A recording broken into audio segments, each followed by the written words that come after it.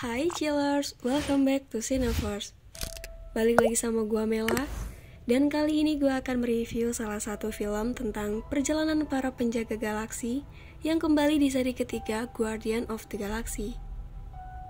Volume ketiga dari saga para penjaga galaksi ini dianggap sebagai kisah akhir atau penutup dari seri petualangan Peter Quill dan kawan-kawannya.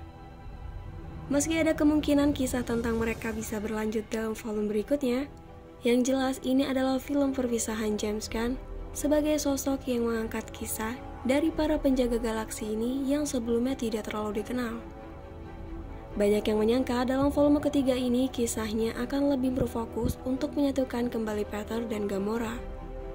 Tapi di volume ketiga ini kisahnya adalah tentang latar belakang Rocket yang menguras emosi. Sepanjang film The Guardians, kita tidak pernah mengetahui tentang bagaimana Raccoon yang ahli senjata dan jago bertempur itu bisa menjadi makhluk sibernetik yang hidup. Di sini kita akan mengetahui tentang detail kisah tentang Rocket yang belum pernah diungkapkan. Film ke-32 dari MCU ini menceritakan upaya dari Peter Quill dan kawan-kawannya sebagai sesama penjaga galaksi dalam menyelamatkan Rocket Raccoon setelah terluka parah diserang oleh Adam Warlock yang datang untuk mengambil Rocket kembali ke penciptanya, yang kemudian menyebabkan Rocket terluka parah.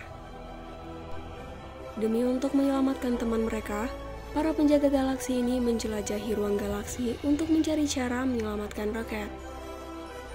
Berpacu dengan waktu, Guardian harus melakukan perjalanan ke bagian galaksi yang tidak pernah mereka ketahui dan menghadapi ilmu jahat jenius.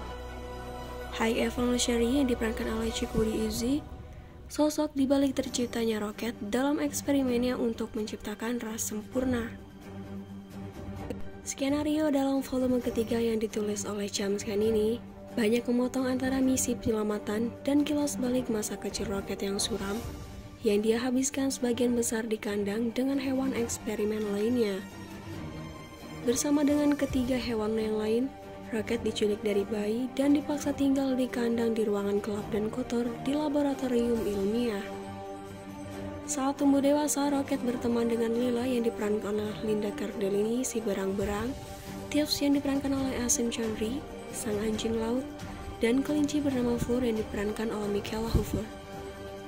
Sampai akhirnya kejadian yang tragis menyebabkan Rocket harus melarikan diri dari lab dan akhirnya bergabung dengan Guardians. Film Guardians of the Galaxy selalu menyajikan gagasan tentang keluarga yang bisa datang dari mana saja, bukan hanya keluarga yang terkait hubungan darah belaka. Cerita di seri ketiga ini lebih emosional dibanding dua film terdahulunya dan bernuansa lebih kelam dari kisah masa lalu Rocket yang tragis. Sampai pada akhirnya, James Gunn membawa kita pada suatu kesimpulan bahwa keluarga akan terus bertumbuh dan berubah, di mana hal tersebut bukanlah menjadi suatu masalah, asalkan tetap mendukung, membantu, dan selalu ada kapanpun kita butuhkan. Jika Guardians of the Galaxy volume ketiga ini memang benar-benar menjadi akhir dari trilogi MCU, maka ini adalah sebuah penutup yang mengesankan. Itu tadi sedikit review dari Cineverse untuk film Guardians of the Galaxy. Gua Mela pamit undur diri, jangan lupa untuk like, komen, subscribe, dan nyalakan notifikasi biar kamu gak ketinggalan konten seru lainnya. Pantengin terus sosial media Cineverse and see you in the next video. Bye!